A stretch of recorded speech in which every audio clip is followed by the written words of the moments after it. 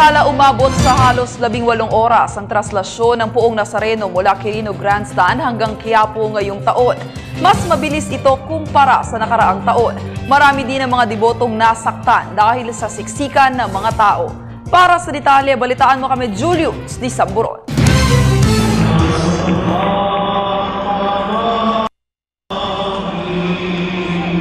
Dagat ng tao, yan kung ilarawan ng pangkalahatang sitwasyon sa katatapos lang nakapistahan ng itim na Nazareno sa Quiapo.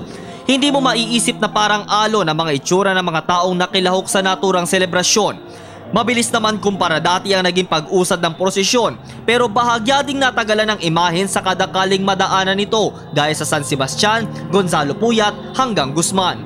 Marami ang gustong makalapit sa poon, hangad ay idalangin ng kani-kanilang kahilingan. Bahagi ng kasaysayan ang katatapos lamang po na traslasyon ng kapistahan ng itim na Nazareno, at kung makikita ninyo po sa aking likuran, ganito po karami ang mga sumama at nakiisa sa naturang pong kapistahan ang nagdaan bago po maipasok sa loob ng Basilica Minor ng Quiapo ito pong itim na Nazareno. At kung makikita nyo po kanina, talagang yung mga kababayan natin ay talagang nakiisa, at yung may mga nakikita din tayo na talagang mga nahihimatay dahil nga po hindi kinaya ito pong kanilang pakikiisa sa naturang pong kapistahan. Kaya ipinapaalala po sa mga susunod na traslasyon sa mga makikiisa na magdala po ng maiinom, at nakahanda naman po ito po mga medical teams na naandito po sa may area ng Quiapo, maging po ang mga otoridad ay sila po yung nagbabantay para po sa kaligtasan ng mga sasama. Halos nakakapangilabot ang mga eksena dito, lalo ang Nuestro Padre Jesus Nazareno.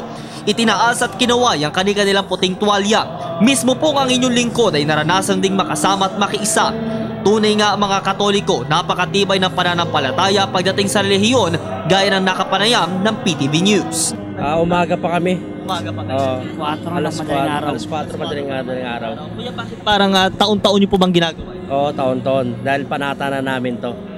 Yung grupo namin kasi, ang Jacobinya, ang aming samahan. Taga-Tondo po kami. Sa kayo partikular na nahirapan pagpasok ng kalye? Yung kung anong kalye nadaanan ninyo? Dito, sa Villalobos. Sa Villalobos. Bakit? Parang ano? Kasi papasok na po sa loob ng Nazareno. Doon nanggagaling yung Nazareno eh. 17 hours tumagal, ano? Opo, 17 hours. Mas matagal pa ito kumpara ng nakaraang taon o mas mabilis? Mas mabilis po ngayon. Kasi nung nakaraang taon, umaga na eh. Umaga na natapos dahil sira yung gulong. Todo alerto pa naman ang mga otoridad laban sa mga mapagsamantala.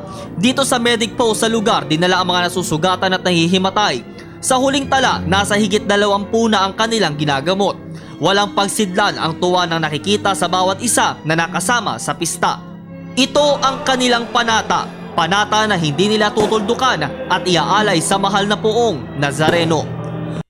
Sa Minor Basilica ng Quiapo sa lungsod ng Maynila, para sa Telebisyon ng Bayan, ako si Julius Di Samburon.